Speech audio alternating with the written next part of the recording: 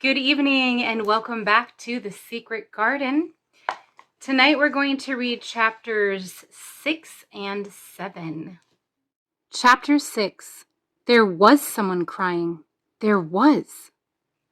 The next day, the rain poured down in torrents again, and when Mary looked out of her window, the moor was almost hidden by a gray mist and cloud. There could be no going out today. "What do you do in your cottage when it rains like this?" she asked Martha. "Try to keep from under each other's feet mostly," Martha answered. There does seem a lot of us then. Mother's a good-tempered woman, but she gets fair moithered. The biggest ones goes out in the cow shed and plays there. Dickon, he doesn't mind the wet. He goes out just the same as if the sun was shining. He says he sees things on rainy days as doesn't show when it's fair weather. He once found a little fox cub half drowned in its hole, and he brought it home in the bosom of his shirt to keep it warm. Its mother had been killed nearby, and the hole was swum out, and the rest of the litter was dead. He's got it at home now. He found a half-drowned young crow another time, and he brought it home too and tamed it. It's named Soot, because it's so black, and it hops and flies about with him everywhere." The time had come when Mary had forgotten to resent Martha's familiar talk. She had even begun to find it interesting and to be sorry when she stopped or went away. The stories she had been told by her ayah when she lived in India had been quite unlike those Martha had to tell about the moorland cottage which held 14 people who lived in 4 little rooms and never had quite enough to eat. The children seemed to tumble about and amuse themselves like a litter of rough, good-natured collie puppies. Mary was most attracted by the mother and Dickon. When Martha told stories of what Mother said or did, they always sounded comfortable. "If I had a raven or a fox cub, I could play with it," said Mary. "But I have nothing." Martha looked perplexed. "Can they knit?" she asked. "No," answered Mary. "Can they sew?" "No." "Can they read?" "Yes." "Then why doesn't they read something or learn a bit of spelling? Thou'st old enough to be learning thy book a good bit now." "I haven't any books," said Mary. "Those I had were left in India." "That's a pity," said Martha. "If Mrs. Medlock had let thee go in the library, there's thousands of books there." Mary did not ask where the library was because she was suddenly inspired by a new idea. She made up her mind to go and find it herself. She was not troubled about Mrs. Medlock. Mrs. Medlock seemed always to be in her comfortable housekeeper's sitting room downstairs. In this queer place, one scarcely ever saw anyone at all.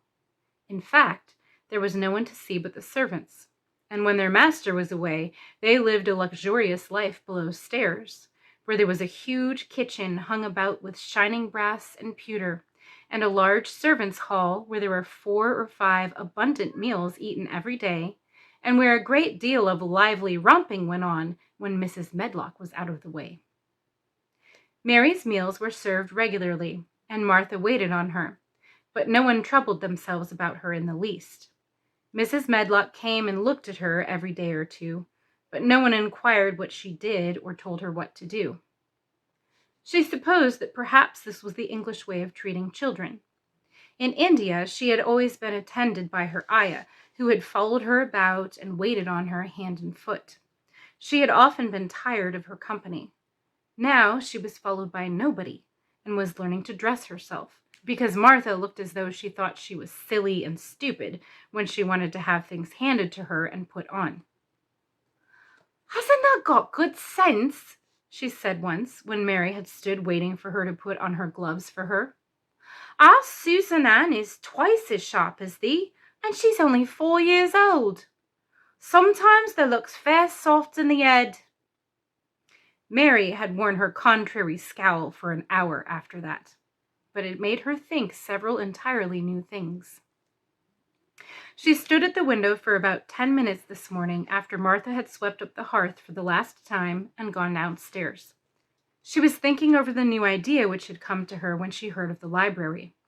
She did not care very much about the library itself because she had read very few books, but to hear of it brought back to her mind the 100 rooms with closed doors.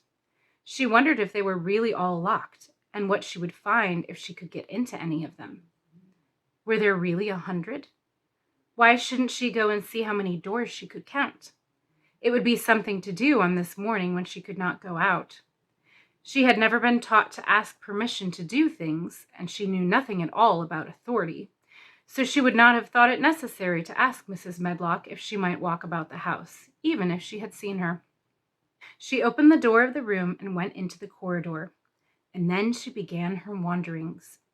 It was a long corridor, and it branched into other corridors, and it led her up short flights of steps which mounted to others again. There were doors, and there were pictures on the walls. Sometimes there were pictures of dark, curious landscapes, but oftenmost they were portraits of men and women in queer, grand costumes made of satin and velvet. She found herself in one long gallery whose walls were covered with these portraits. She had never thought there could be so many in one house. She walked slowly down this place and stared at the faces, which also seemed to stare at her. She felt as if they were wondering what a little girl from India was doing in their house. Some were pictures of children, little girls in thick satin frocks which reached to their feet and stood out about them, and boys with puffed sleeves and lace collars and long hair, or with big ruffs about their necks. She always stopped to look at the children and wonder what their names were, and where they had gone, and why they wore such odd clothes. There was a stiff, plain little girl rather like herself. She wore a green brocade dress and held a green parrot on her finger. Her eyes had a sharp, curious look. "Where do you live now?" said Mary aloud to her. "I wish you were here." Surely no other little girl ever spent such a queer morning. It seemed as if there was no one in all the huge, rambling house but her own small self, wandering about upstairs and down, through narrow passages and wide ones, where it seemed to her that no one but herself had ever walked. Since so many rooms had been built, people must have lived in them, but it all seemed so empty that she could not quite believe it true. It was not until she climbed to the second floor that she thought of turning the handle of a door.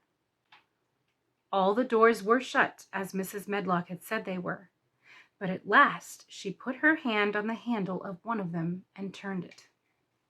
She was almost frightened for a moment when she felt that it turned without difficulty, and that when she pushed upon the door itself, it slowly and heavily opened. It was a massive door and opened into a big bedroom. There were embroidered hangings on the wall, and inlaid furniture such as she had seen in India stood about the room.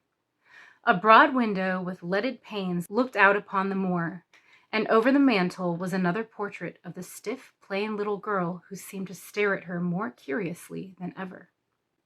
"Perhaps she slept here once," said Mary.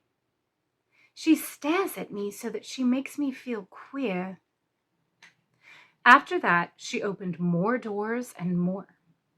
She saw so many rooms that she became quite tired and began to think that there must be 100, though she had not counted them. In all of them, there were old pictures or old tapestries with strange scenes worked on them. There were curious pieces of furniture and curious ornaments in nearly all of them. In one room, which looked like a lady's sitting room, the hangings were all embroidered velvet, and in a cabinet were about 100 little elephants made of ivory. They were of different sizes, and some had their mahouts or palanquins on their backs. Some were much bigger than the others, and some were so tiny that they seemed only babies. Mary had seen carved ivory in India, and she knew all about the elephants. She opened the door of the cabinet and stood on a footstool and played with these for quite a long time. When she got tired, she set the elephants in order and shut the door of the cabinet. In all her wanderings through the long corridors and the empty rooms, she had seen nothing alive. But in this room, she saw something. Just after she had closed the cabinet door, she heard a tiny rustling sound. It made her jump and look around at the sofa by the fireplace, from which it seemed to come. In the corner of the sofa there was a cushion, and in the velvet which covered it there was a hole, and out of the hole peeped a tiny head with a pair of frightened eyes in it. Mary crept softly across the room to look. The bright eyes belonged to a little gray mouse, and the mouse had eaten a hole into the cushion and made a comfortable nest there. 6 baby mice were cuddled up asleep near her. If there was no one else alive in the 100 rooms, there were 7 mice who did not look lonely at all. "If they weren't so frightened, I'd be able to take them back with me," said Mary. She had wandered about long enough to feel too tired to wander any further, and she wandered back. 2 or 3 times she lost her way by turning down the wrong corridor, and was obliged to ramble up and down until she found the right one. But at last she reached her own floor again, though she was some distance from her own room, and did not know exactly where she was. "I believe I have taken a wrong turning again," she said, standing still at what seemed the end of a short passage with tapestry on the wall. "I don't know which way to go. How still everything is." It was while she was standing there, and just after she had said this, that the stillness was broken by a sound. It was another cry, but not quite like the one she had heard last night. It was only a short one, a fretful, childish whine muffled by passing through walls. "It's nearer than it was," said Mary, her heart beating rather faster.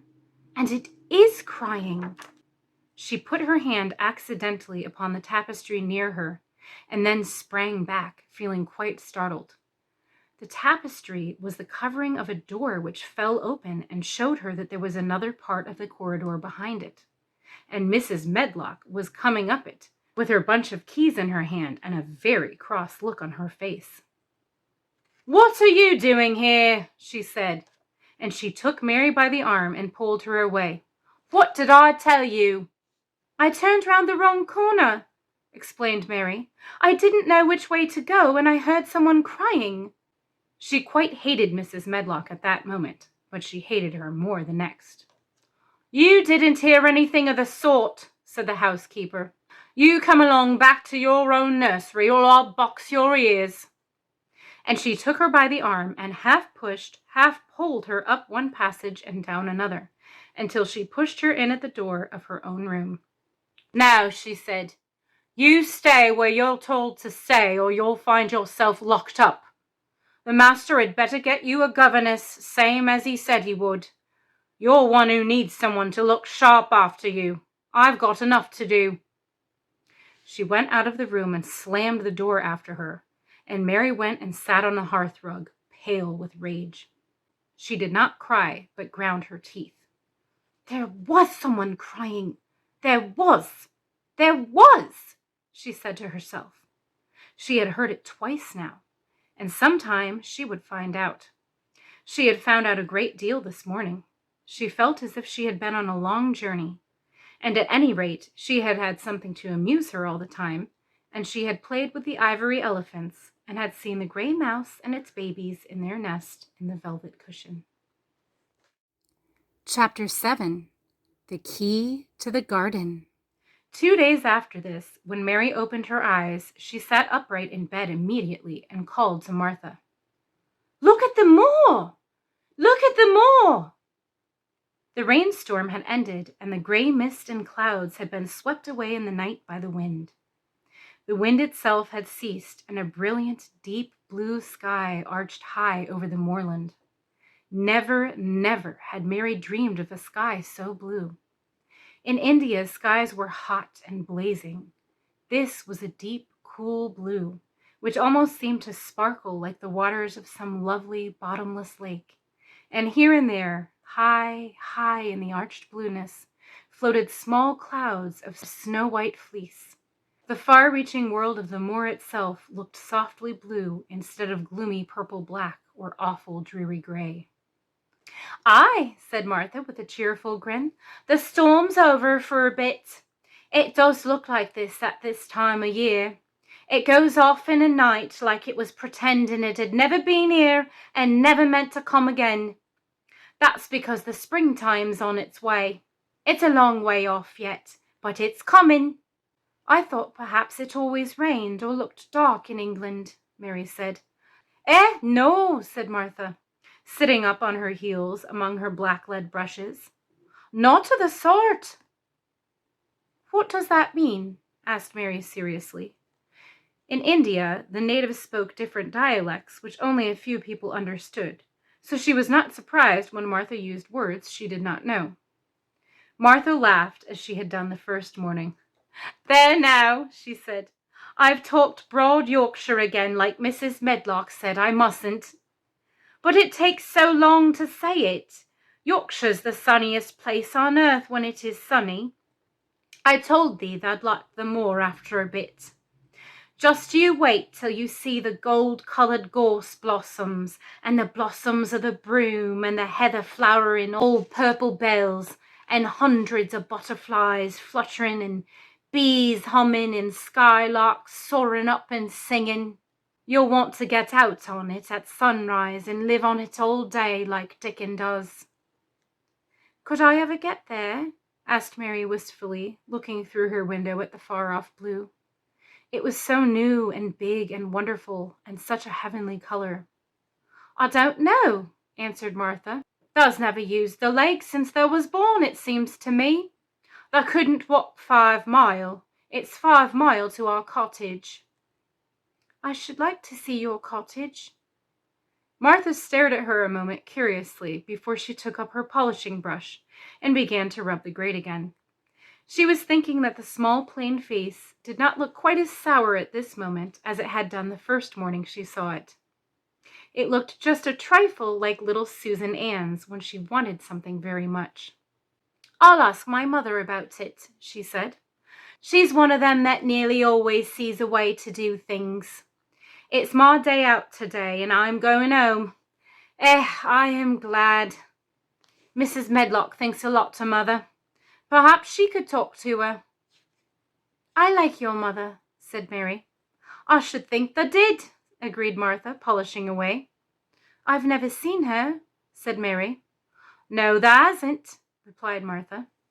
She sat up on her heels again and rubbed the end of her nose with the back of her hand, as if puzzled for a moment.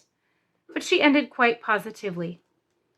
Well, she's that sensible and hard-working and good-natured and clean that no one could help liking her, whether they'd seen her or not. When I'm going home to her on my day out, I just jump for joy when I'm crossing the moor. I like Dickon, added Mary, and I've never seen him. Well, said Martha stoutly, I've told thee that the very birds like him, and the rabbits and wild sheep and ponies and the foxes themselves. I wonder, staring at her reflectively, what Dickon would think of thee. He wouldn't like me, said Mary in her stiff, cold little way. No one does. How does thou like thyself? She inquired, really quite as if she were curious to know. Mary hesitated a moment and thought it over. Not at all, really, she answered, but I never thought of that before. Martha grinned a little, as if at some homely recollection. Mother said that to me once, she said. She was at her wash-tub, and I was in a bad temper and talking ill of folk, and she turns round on me and says, "The young vixen, there thou stands, saying thou doesn't like this one and thou doesn't like that one. How does thou like thyself?" It made me laugh, and it brought me to my senses in a minute. She went away in high spirits as soon as she had given Mary her breakfast. She was going to walk 5 miles across the moor to the cottage, and she was going to help her mother with the washing and do the week's baking and enjoy herself thoroughly. Mary felt lonelier than ever when she knew she was no longer in the house. She went out into the garden as quickly as possible, and the first thing she did was to run round and round the fountain flower garden 10 times. She counted the times carefully, and when she had finished, she felt in better spirits. The sunshine made the whole place look different. The high, deep blue sky arched over Misselthwaite, as well as over the moor, and she kept lifting her face and looking up into it, trying to imagine what it would be like to lie down on one of the little snow-white clouds and float about. She went into the first kitchen garden and found Ben Weatherstaff working there with 2 other gardeners. The change in the weather seemed to have done him good. He spoke to her of his own accord. "Springtime's coming," he said. "Cannot thou smell it?" Mary sniffed and thought she could. "I smell something nice and fresh and damp," she said. "That's the good rich earth," he answered, digging away. "It's in a good humour, making ready to grow things. It's glad when planting time comes. It's dull in the winter when it's got naught to do. In the flower gardens out there, things will be stirring down below in the dark. The sun's warming 'em. You'll see bits of green spikes sticking out of the black earth after a bit." "What will they be?" asked Mary. "Crocuses and snowdrops and daffodillies. Has thou never seen them?" "No. Everything is hot and wet and green after it rains in India," said Mary. "And I think things grow up in a night." "These won't grow up in a night," said Weatherstaff. "They'll have to wait for 'em. They'll poke up a bit higher here and push out a spike more there and uncurl a leaf this day and another that. You watch 'em." "I'm going to," answered Mary. Very soon she heard the soft rustling flight of wings again, and she knew at once that the robin had come again. He was very pert and lively, and hopped about so close to her feet, and put his head on one side and looked at her so shyly that she asked Ben Weatherstaff a question. "Do you think he remembers me?" she said. "Remembers thee?" said Weatherstaff indignantly. "He knows every cabbage stump in the gardens, let alone the people. He's never seen a little wench here before, and he's bent on finding out all about thee. There's no need to try to hide anything from him." "Are things stirring down below in the dark in the garden where he lives?" Mary inquired. "What garden?" grunted Weatherstaff, becoming surly again. "The one where the old rose trees are," she could not help asking, because she wanted so much to know. "Are all the flowers dead, or do some of them come again in the summer? Are there ever any roses?" "Ask him," said Ben Weatherstaff, hunching his shoulders towards the robin. "He's the only one as knows. No one else has seen inside it for 10 year." 10 years was a long time, Mary thought. She had been born 10 years ago. She walked away, slowly thinking. She had begun to like the garden, just as she had begun to like the robin and Dickon and Martha's mother. She was beginning to like Martha, too. That seemed a good many people to like when you were not used to liking. She thought of the robin as one of the people. She went to her walk outside the long ivy-covered wall over which she could see the treetops. And the second time she walked up and down, the most interesting and exciting thing happened to her, and it was all through Ben Weatherstaff's robin. She heard a chirp and a twitter, and when she looked at the bare flower bed at her left side, there he was, hopping about and pretending to peck things out of the earth to persuade her that he had not followed her. But she knew he had followed her, and the surprise so filled her with delight that she almost trembled a little. "You do remember me!" she cried. "You do! You are prettier than anything else in the world." She chirped and talked and coaxed, and he hopped and flirted his tail and twittered. It was as if he were talking. His red waistcoat was like satin, and he puffed his tiny breast out, and was so fine and so grand and so pretty that it was really as if he were showing her how important and like a human person a robin could be. Mistress Mary forgot that she had ever been contrary in her life when he allowed her to draw closer and closer to him, and bend down and talk and try to make something like robin sounds. Oh, to think that he should actually let her come as near to him as that! He knew nothing in the world would make her put out her hand towards him or startle him in the least tiniest way. He knew it because he was a real person, only nicer than any other person in the world. She was so happy that she scarcely dared to breathe. The flower bed was not quite bare. It was bare of flowers because the perennial plants had been cut down for their winter rest, but there were tall shrubs and low ones which grew together at the back of the bed, and as the robin hopped about under them, she saw him hop over a small pile of freshly turned up earth. He stopped on it to look for a worm. The earth had been turned up because a dog had been trying to dig up a mole, and he had scratched quite a deep hole. Mary looked at it, not really knowing why the hole was there, and as she looked, she saw something almost buried in the newly turned soil. It was something like a ring of rusty iron or brass, and when the robin flew up into the tree nearby, she put out her hand and picked up the ring. It was more than just a ring, however. It was an old key, which looked as if it had been buried for a long time. Mistress Mary stood up and looked at it with an almost frightened face as it hung from her finger. "Perhaps it has been buried for 10 years, she said in a whisper. "Perhaps it is the key to the garden." The end.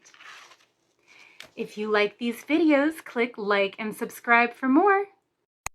And come back next time for Chapter 8. Good night.